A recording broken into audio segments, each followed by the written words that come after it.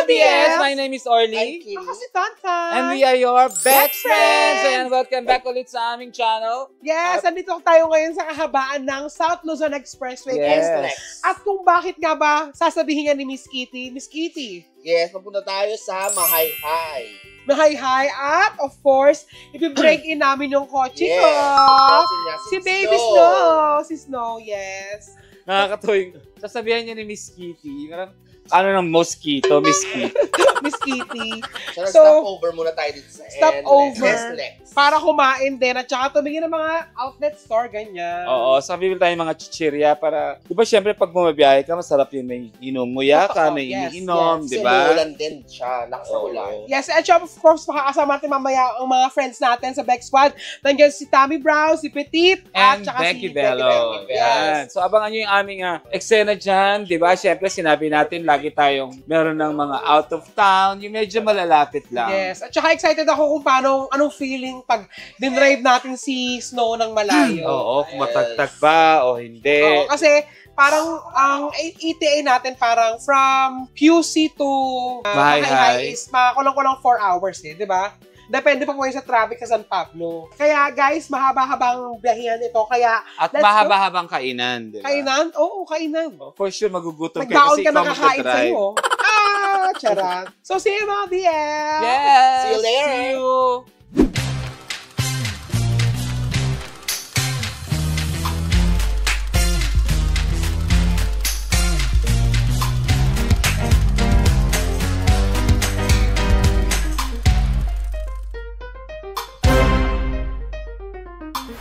Dulas mo po. Oo. Madulas po yung sasakyan ni Tonton kasi may plastic. Plastic pa kasi.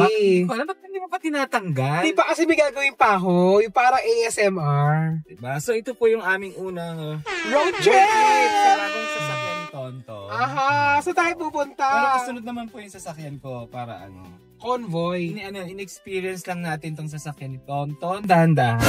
Okay lang sana magbabilis kung walang plastic yung upuan. Ayan, papunta ulit tayo ng South mga BFs kasi pupuntahan natin yung Mahayhay. Hindi ko pa napupuntahan yung Mahayhay Hindi pa rin ako Oh, si Kitty din, hindi pa, diba? Mahayhay, sa Laguna. Yes, pero bago yon, dadaan muna tayo ng San Pablo kasi tugugutom na tayo, kakain muna tayo. Yeah. Meron tayong kakainan doon na medyo may kakaiba silang, hindi naman masyadong Dish with a kakaiba. twist, Jim. Ah, Dish yun. with a twist.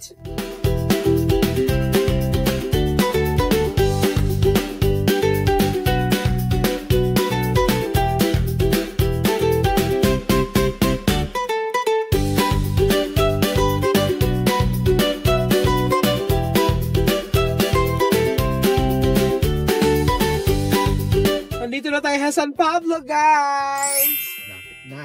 Kakain na muna tayo kasi may nakita tayong kainan. Kasi naka-halfway na tayo kasi isang oras pa bago tayo makapunta ng Mahayhay.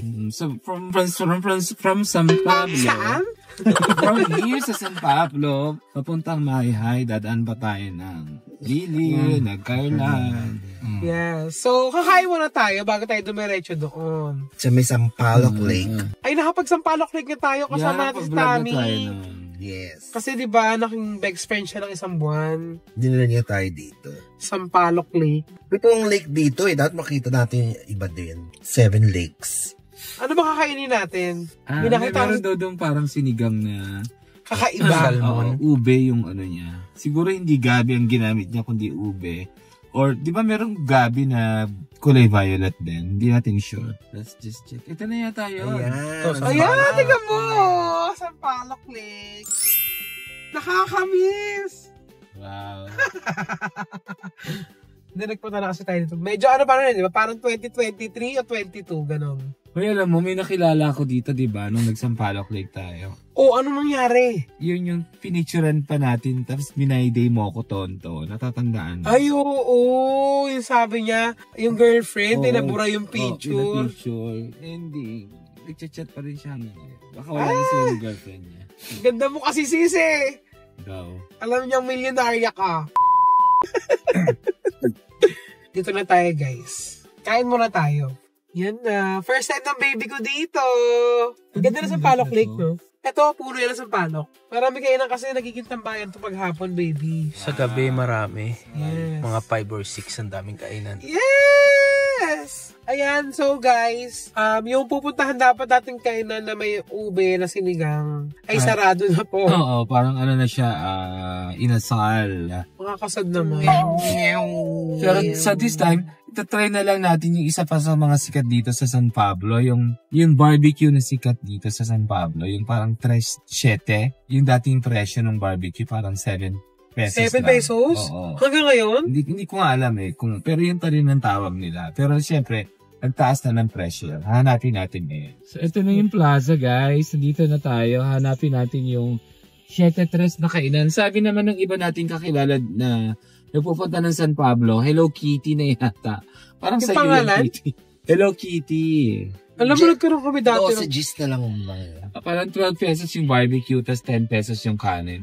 Grabe, no? Yung dati, 7 siguro yung barbecue, 3 yung kanin. Pero, ang taas laki na ng kasi. tinaas nung pero yung halos magka-presyo na sila ng kanin. So, alam mo, mahalang bigas. Parang ka-presyo na siya ng baboy. Ano mas mahal? Yung baboy, Yung diba? barbecue, 12, tapos yung kanin. Tsaka gano'n kaya kalaki yun? Titignan natin. Liceo de San Pablo. Ano ibig sabihin nun? Ano ba ang Tagalog ng lise? Ay, na BDO ko. BDO ko naman. Baka Lyceum. Malayo pa ba? Parang eskwelahan siya. Asan na ba yung volante? Yung volante yung address. Tapos kung ano, pagtanong natin sa mga Mga lokal. drivers, sa mga resident. Palengke daw eh. Puntahan natin isa sa mga murang kainan dito sa San Pablo. Tsaka sikat daw siya. Dito sa Sabi ni Brownie, kung masarap yun, kung ano, no. Sayang di natin naka-convoy sila Petit, no? Sila Becky Veros, sila Tahan. Late kasi sila pumunta eh. Meron kasi sila mga dalang sasakyan din, mga BF. So, magkikita-kita na lang kami sa Mahayhay. Kasama si Miss Emmy.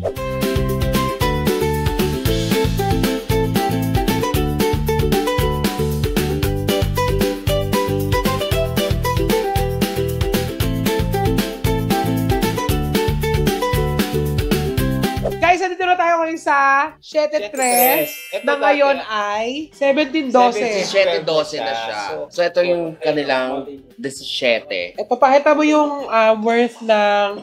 magkano Ito to? yung 17 pesos to, di ba? Oh, 17 na siya ngayon. Pero titikman natin kung masarap. Tapos ito yung kanin nila. Guys, 12 to? Oo, 12. Guys, nag-price lang ako kasi ang dami kong nakain chichirya kanina dun sa kotso. Try na nga natin kahit di pa sunog. Tsaka masarap to kung may kutsara eh. Magkano ba barbecue sa Manila? 20. May 20. Fair enough lang 80, naman may siya. 90. Sa 17. Okay, let's try it. Wow, ang arte. Wow.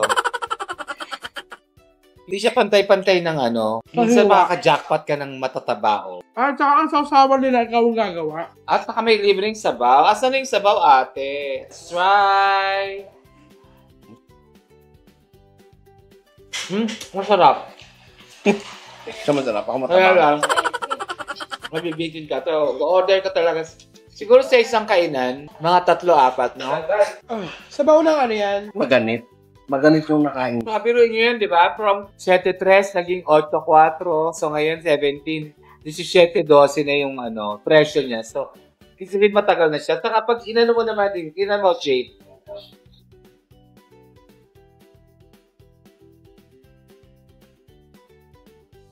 Makikita mo talaga yung inflation. Simpleng kainan lang siya dito sa San Pablo. Pero Marami pa. maraming tao, dinadayo siya. 24 hours po ba to?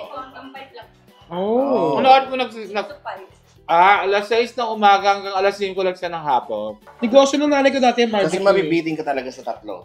Kami din, nagtinda rin kami ng barbecue sa Valenzuela. Nanay at Pero tatay. pa doon Pero hindi lang pork barbecue. Isaw, leeg, paa. Kami din variety. Yung Mami Jing, masarap din ng barbecue, di ba? O yun, masarap talaga yun. Ang hirap kasi sa barbecue, yung pagtusok. Pagtutuhog. Sa San Juan, may masarap din. Superman. Di ba kumain tayo? Nila kay Tad. Oo. Gusto ko yung sunog. Ayun pa, niluluto pa yung sunod. Sa amin, ang ginagawang paghihiwa, talaga maninipis para matuhog mo siya ng maayos. Ito kasi, iba-iba yung Ang hiwa kapal. niya, makakapal eh. Makapal siya. At saka siguro marketing na rin yun. Yung maliliit lang talaga yung serving niya. So order ka talaga ng madami, no? Oo. Tingnan natin yung mga sunog. Mami naman medyo nakukulangan sa tabang. Tapa. Tabang sa. Sa alat o sa tamis? Alas. Saka tanis. Ate, ilang taon na itong tindahan nyo? Mga 70. Kaya 17, Yan, ano? 17. Every year nagtataas sila. So next year, 18, 13. Anong timpla niya nate? Toyo suka la? So, toyo nga yung ginamit. Toyo nga. Toyo. Walang kalamansi, walang ketchup. Wala po, kayo na lang po mag-aaral ng toyo. Pinutusan ka na ate. So ayan, medyo nakuha natin yung sikreto ng recipe nila. Toyo, asukal. Wala daw silang ibang nilalagay. Pero syempre, hindi nila sasabihin yung secret recipe yon. Ate, mga ilang barbecue na ubos nyo sa isang araw? Ilang tuhok? 30 30 kilos? kilos. Grabe. Ate, kayo may-ari nito? Hindi po. As a mother. So, videographer na natin to kasi 4 ang kailangan niya. At umorder pa siya ng isang rice, ha? Kasabi nyo, half rice lang kay Jay. Kinain po kasi ni Tonton yung half rice. Sabi nga naman, kapakakaw mo talaga to. Nag-ano pa yan, ha? Wala na kang effect.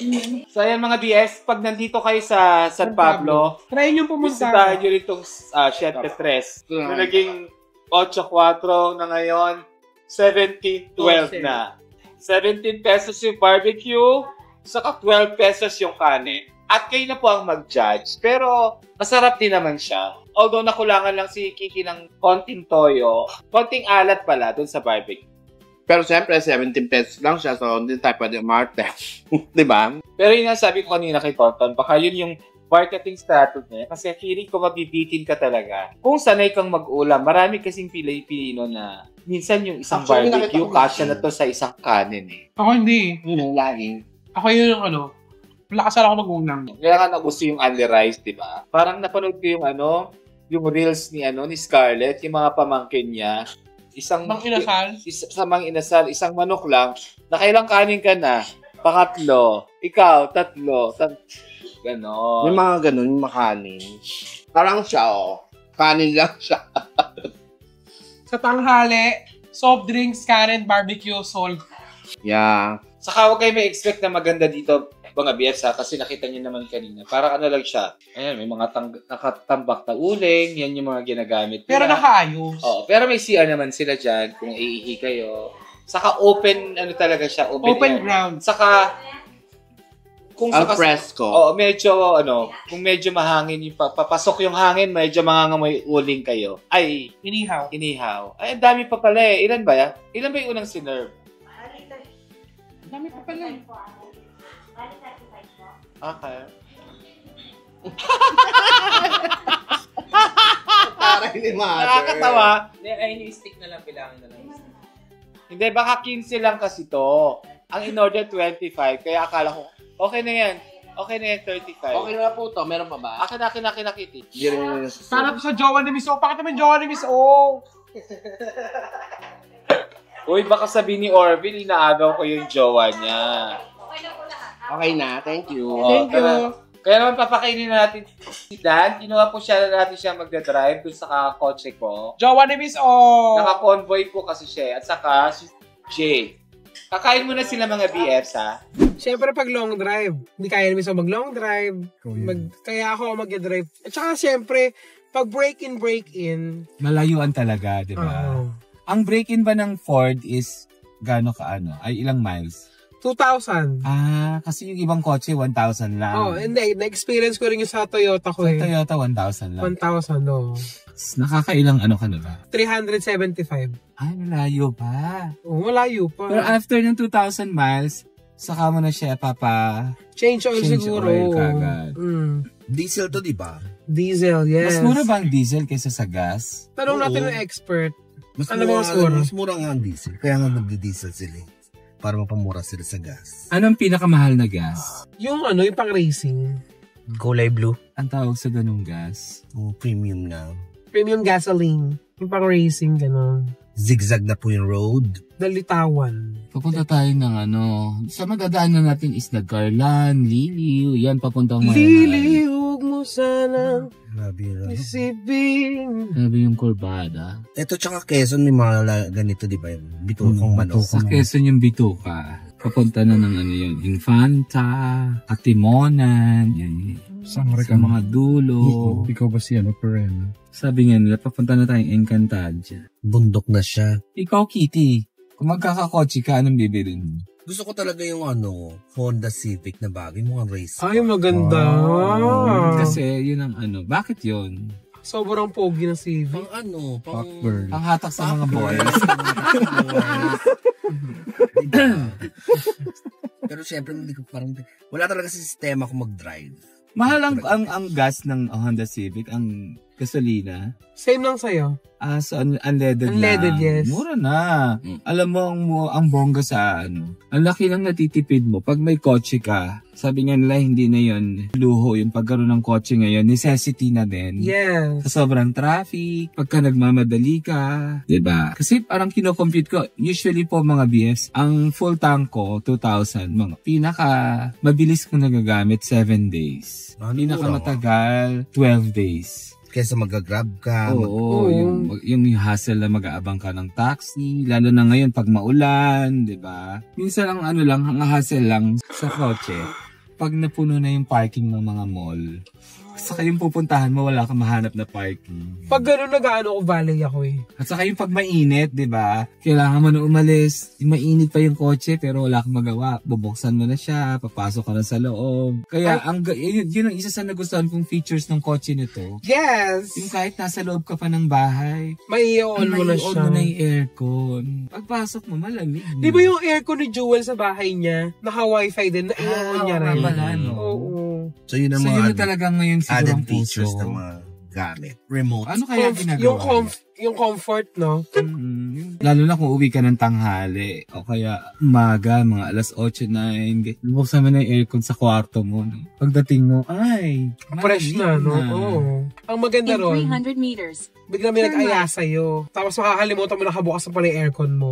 Sayang kuryente. Pero sabi nila, the more mas matagal mong ginamit yung inverter na aircon, mas matipid. Mas matipid. Kaya minsan, pag naka-inverter kayo, hindi ko lang sure ha, comment below kung tama yung natin na pag matagal, mas matipid. Pag patay, hindi, mas magastos sa kuryente. Turn right on May Iluna. sinasabi naman sila na kailangan ma-reach na muna yung lamig na yon bago siya maging matipid. Yes, bago siya maging inverter. Ang dami ko nakikitang gwapong nakamotor. Nasa San Francisco na tayo. USA. Actually, mas drive pa ako sa abroad eh. Nasa UAE. Drive ako doon. May lisensya ka doon? Wala. Pero parang nag-practice driving ka na. Super drive lang, oo. Pag magsisimba doon. Pero mas natakot na ako nung dito na. Nakakatakot mag-drive dito. Oo, masyado mabilis ang sasakyan.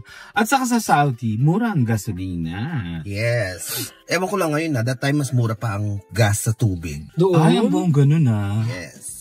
Ang buong ganun, na yun. Pili ko ngayon naman.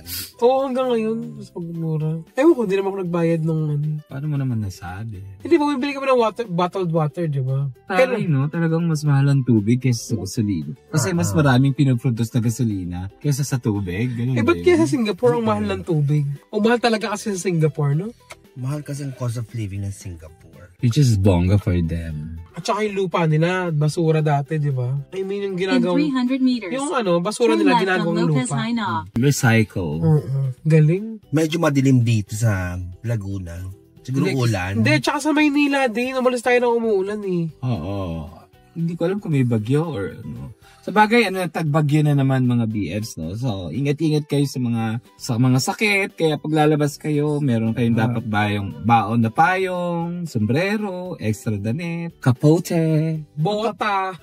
Alam mo na nag-aaral ako, dream ko lagi pag pinibilang ako ng gamit ng mama ko, bilang niya ako ng raincoat. Gusto ko lagi magkaroon ng raincoat kasi alam kong uulan. Raincoat? Oo. Ang lakas mo, di mo kamukha mo si Paddington.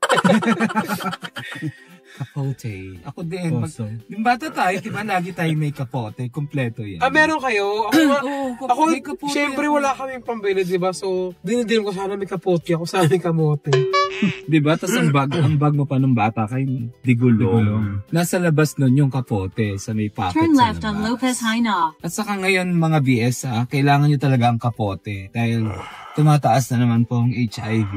Ibang kapote yun. Ay, sorry. Ibang protection naman yun.